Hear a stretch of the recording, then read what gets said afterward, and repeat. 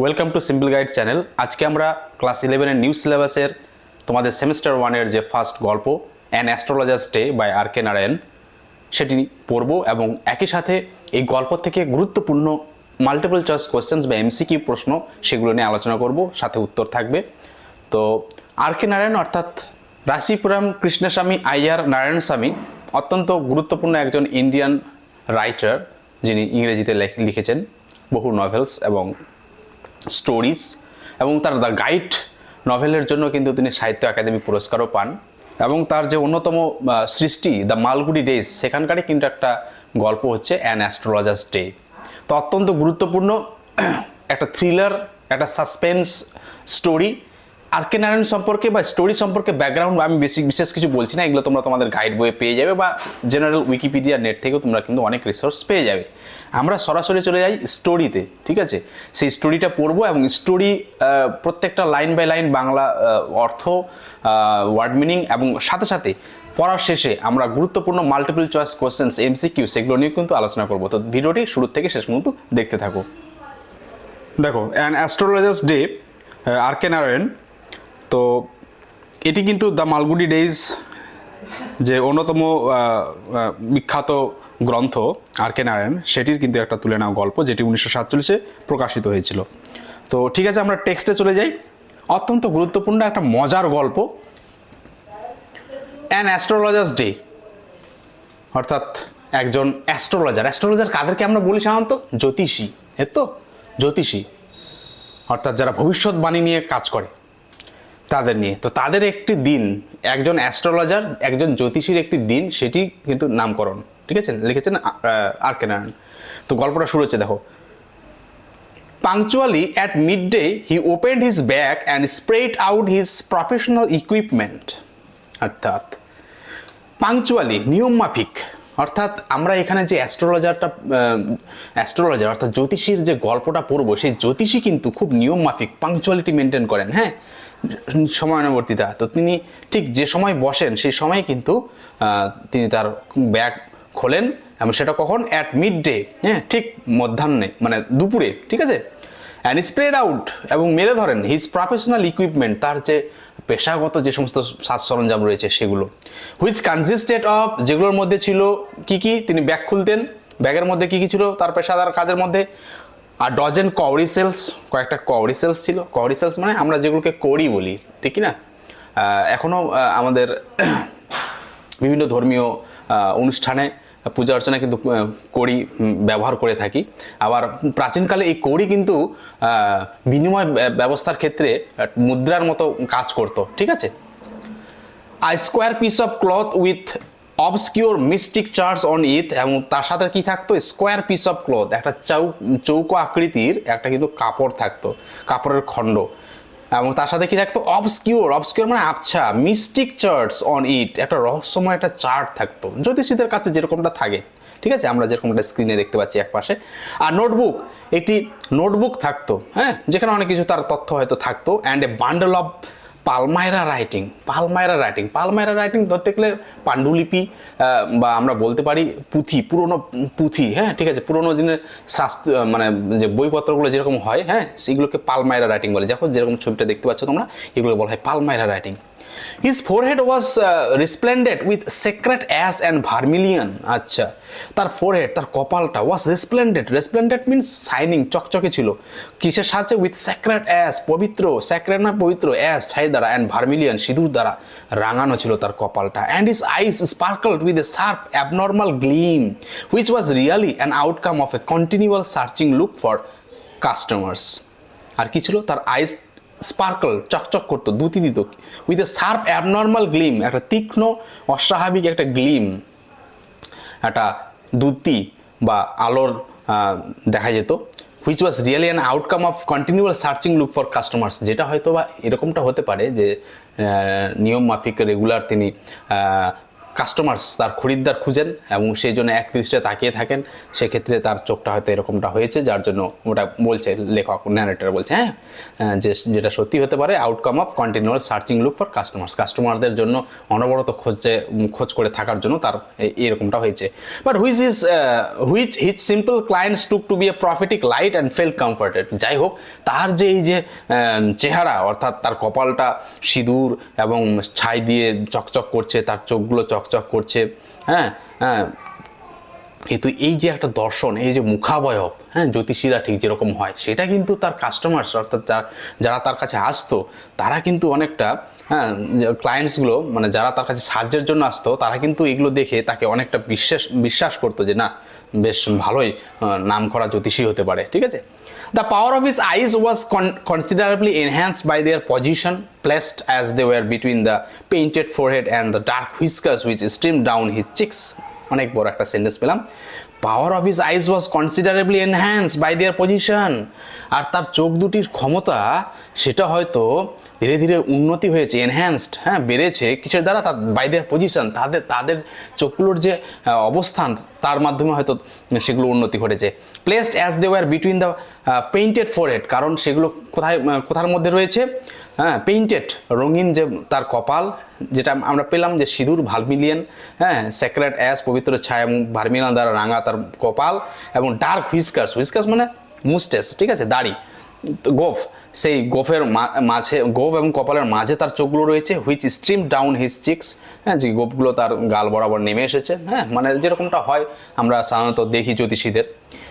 Even half wits eyes would sparkle in such a setting. আর এরকম মুখাবয়ব, অর্থাৎ বড় বড় দাড়ি, সিঁদুর এবং ছাই দিয়ে কপাল রাঙানো, ঠিক আছে, এরকম একটা যদি কারো মুখাবয়ব হয়, তাহলে সাধারণত দেখা যায় হাফ উইটস আইস, অর্থাৎ যে কিছুই জানে না, অতটা উইট অর্থাৎ জ্ঞানী বা প্রজ্ঞাবিশিষ্ট লোক নয়, তাকেও কিন্তু দেখেও কিন্তু মনে হয় যে অনেক কিছু জানে। সাধারণ চোখগুলোকেও দেখে মনে হয় এই চোখ দেখে মনে হচ্ছে অনেক কিছু সে জানে, অনেক কিছু সে বলতে পারবে। টু ক্রাউন দ্য ইফেক্ট, আর এই ইফেক্টটা, অর্থাৎ যে সেটিংটা, যে মুখাবয়বটা তিনি করে থাকেন, সেটা আরেকটু বৃদ্ধি করার জন্য, আরেকটু ফলপ্রসূ করার জন্য, he wound a saffron colour turban around his head. তিনি কি পরিহিত করে থাকতেন? স্যাফরন কালার, অর্থাৎ গেরুয়া রঙের একটা টারবান, অর্থাৎ পাগড়ি দিয়ে থাকতেন মাথায়। This colour scheme never failed. আর এরকম কালার স্কিম, অর্থাৎ স্যাফরন গেরুয়া রঙের পাগড়ি মাথায়, তারপর লাল সিঁদুর দিয়ে রাঙানো কপাল, আর বড় বড় দাড়ি, এটা কিন্তু মানুষকে কখনো বিভ্রান্তিতে ফেলতো না। মানুষ কিন্তু সহজে ছুটে যেত তার কাছে বিপদ আপদে, ঠিক আছে। যথেষ্ট যোগ্য মনে হতো দার্শনিক বা জ্যোতিষী। কালার স্কিমটা কিন্তু কখনো ব্যর্থ হতো না মানুষকে অ্যাট্রাক্ট করতে। People were attracted to him as bees are attracted to cosmos or dahlia stalks. লোকেরা কিন্তু তার প্রতি আকৃষ্ট হতো, ঠিক যেমন বীজ অর্থাৎ মৌমাছিরা অ্যাট্রাক্ট হয়, আকৃষ্ট হয় কার প্রতি? Cosmos. Cosmos R kind of flower, যেমন তোমরা ছবিতে দেখতে পাচ্ছ, এগুলোকে কসমস ফ্লাওয়ার বলে। আর ডালিয়া স্ট্যাক্স, ডালিয়া ফুলের যে ডালিয়া ফুল এবং কসমস ফুল, এগুলো ফুলে যেমন মৌমাছিরা দৌড়ে দৌড়ে যায়, সেরকমটাই কিন্তু দৌড়ে বা ছুটে যেত কিন্তু এই জ্যোতিষীর কাছে। He sat under the boughs of his spreading tamarind tree. আর এই জ্যোতিষী সেই দুপুরবেলা যে তার দোকান প্রসার খুলতেন কোথায়? স্প্রেডিং ট্যামারিন ট্রি, প্রসারিত ডালপালা যুক্ত একটা তেঁতুল গাছের তলায় বসতো। Which flanked a path turning through the town hall park. আচ্ছা, হুইচ ফ্ল্যাঙ্ক মানে পাশে অবস্থিত, flanked a path running through the town hall park. Town hall পার্কের দিকে যাওয়ার যে রাস্তা, সেই রাস্তার পাশে কিন্তু তেঁতুল গাছ, বড় শাখা প্রশাখা ডালপালা যুক্ত, তার নিচে কিন্তু তিনি বসতেন। It was a remarkable place in many ways. এই জায়গাটি কিন্তু বিভিন্ন দিক থেকে রিমার্কেবল, অর্থাৎ স্মরণীয় জায়গা। A surging crowd was always moving up and down this narrow road morning till night. কারণ সার্জিং ক্রাউড বলতে ভিড়ে ঠাসা লোক কিন্তু এই পথ দিয়েই সকাল সন্ধ্যা পর্যন্ত কিন্তু যাতায়াত করতো। A variety of trades and occupations was represented all along its way. এবং বিভিন্ন ধরনের ট্রেডস, ব্যবসা বাণিজ্য কিন্তু এই পথেই চলতো। কী কী? মেডিসিন সেলার্স, ওষুধ বিক্রেতা, sellers of stolen hardware and junk, বিভিন্ন ধরনের চুরি হয়ে যাওয়া হার্ডওয়্যার, যন্ত্রপাতি, জাদুকর, and above all an auctioneer of cheap cloth created enough din all day to attract the whole town, এবং একই সাথে থাকতো অকশনার নিলামকারী, অর্থাৎ কাপড় বিক্রেতা, হ্যাঁ, জোরে জোরে খরিদ্দার ডাকতো, এবং সে কী করতো, এনাফ ডিন মানে সাউন্ড, এমন একটা সাউন্ড বা ধ্বনি তৈরি করতো সেখানে পুরো শহরের লোককে আকৃষ্ট করার জন্য। Next to him in vociferousness came a vendor of fried groundnut, আর সেখানে আসতো ভয়েসিফারাসনেস মানে ধ্বনিযুক্ত, যেরকম হকাররা মানে ডাক দেয় সেরকম শব্দযুক্ত কে আসতো, এ ভেন্ডার, একটা ফেরিওয়ালা অফ ফ্রাইড গ্রাউন্ড নাট, অর্থাৎ বাদাম ভাজা নিয়ে বিক্রি করতে হতো। Who gave his ware a fancy name each day, যে কিনা তার পসরাকে, তার ব্যবসা অর্থাৎ যে গাড়িতে করে বা যে জায়গায় সে বাদামগুলো বিক্রি করতো, তার যে স্টল সেটা নাম দিত সে এক এক দিন এক এক রকম। Calling it Bombay ice cream one day, কখনো সেটাকে বলতো সে বিক্রি করছে Bombay ice cream, and on the next Delhi almond, কখনো বলতো Delhi almond, and on the third কখনো বা বলতো Raja's delicacy, and so on and so forth, বিভিন্ন নামে সে বলতো। And people flock to him, এবং লোকেরা তার কাছে কিন্তু ভিড় জমাতো। A considerable portion of this crowd dallied before the astrologer two, আর এরই একটা বড় অংশ কিন্তু লোকজন সেটা কি করতো, ড্যালিট মিন্স মুভ স্লোলি, ধীরে ধীরে এগিয়ে যেত কার কাছে, জ্যোতিষীর কাছে। কারণ সেরকম জ্যোতিষী মাঝে যদি এরকম একটা জ্যোতিষী লোক পাই দেখতে, যার বিবরণ আমরা পেলাম, এরকম গেরুয়া পাগড়ি যুক্ত, কপালে রঙিন কপাল যুক্ত, হ্যাঁ, গুরুগম্ভীর একটা লোক যদি দেখে, মানুষ কিন্তু অনেকে আকৃষ্ট হয়ে তার প্রতি যেত।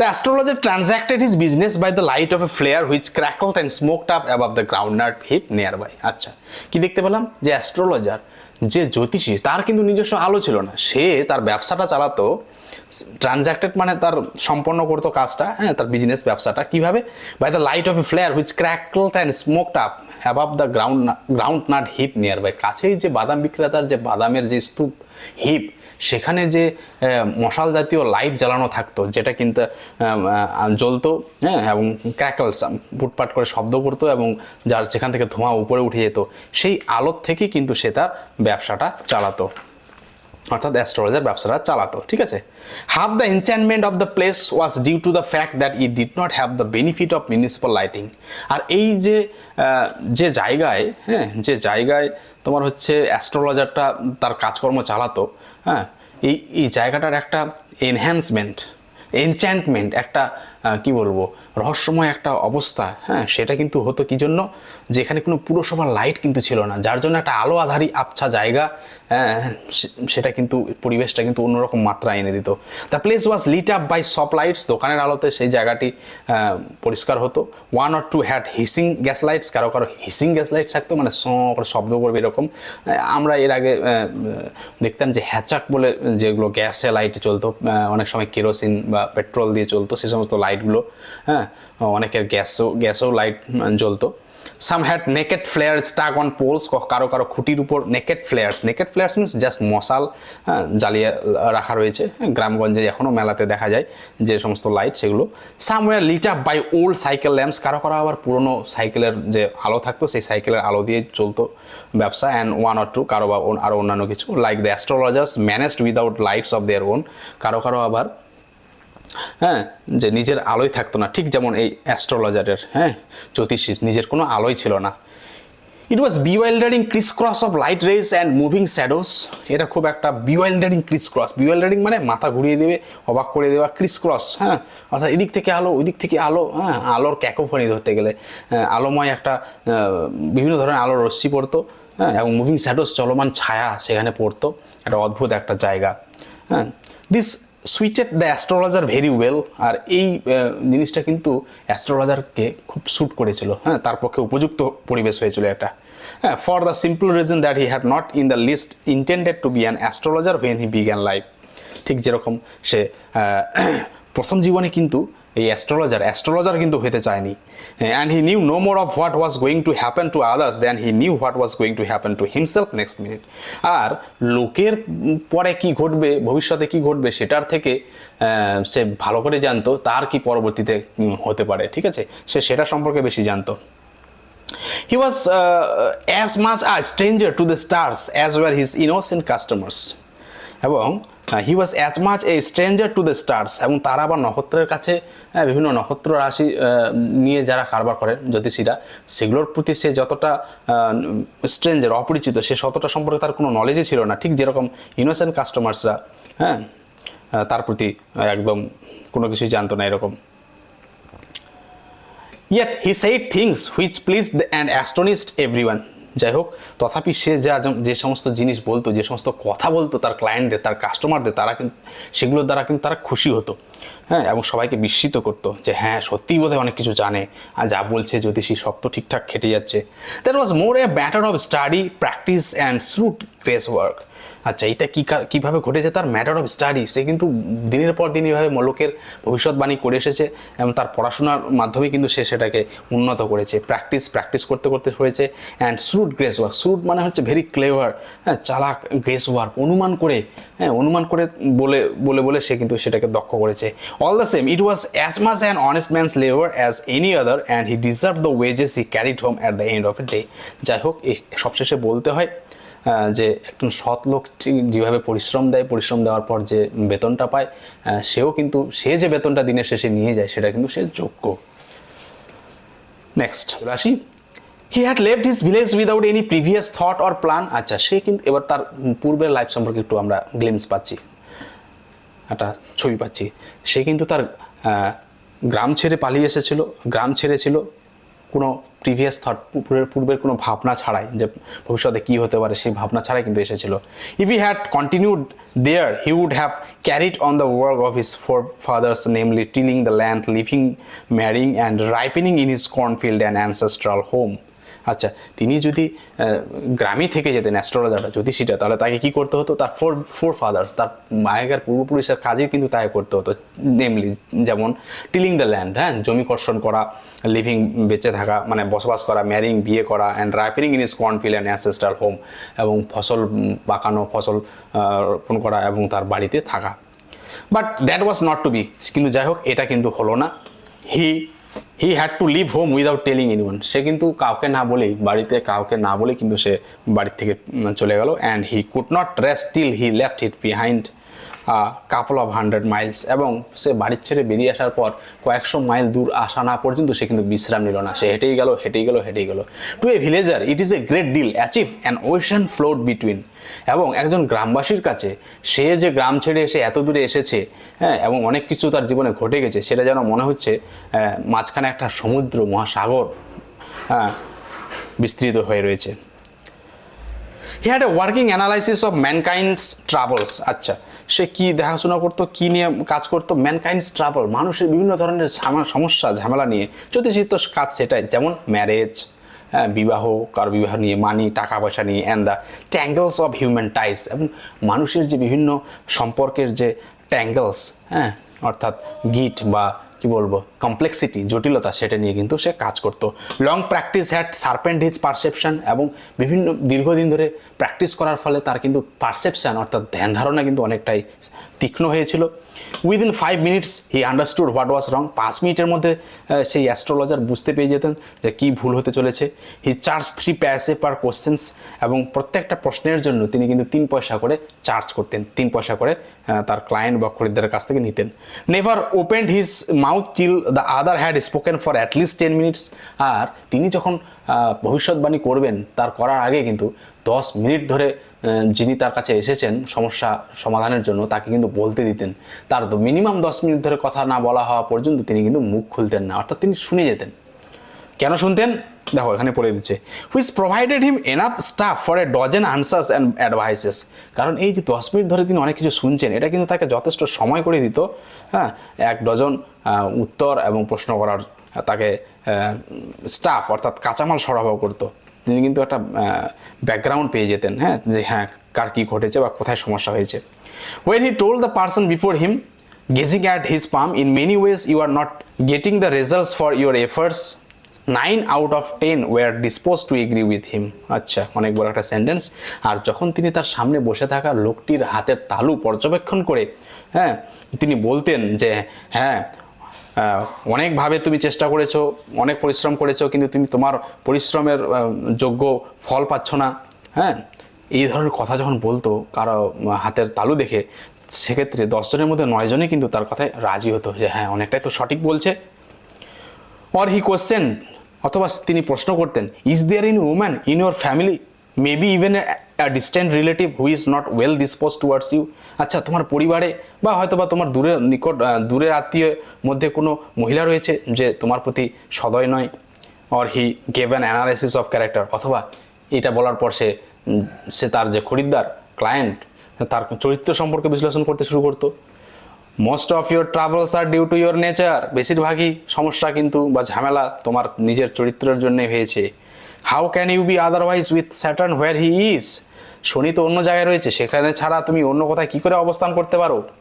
You have an impetuous nature and a rough exterior, আচ্ছা তোমার তো দেখছি বেশ চঞ্চল উদ্দাম স্বভাব রয়েছে, হ্যাঁ, এবং তোমার বাইরেটা রাফ এক্সটেরিয়ার, অর্থাৎ কর্কশ রুক্ষ তোমার বাহ্যিক যে চরিত্র।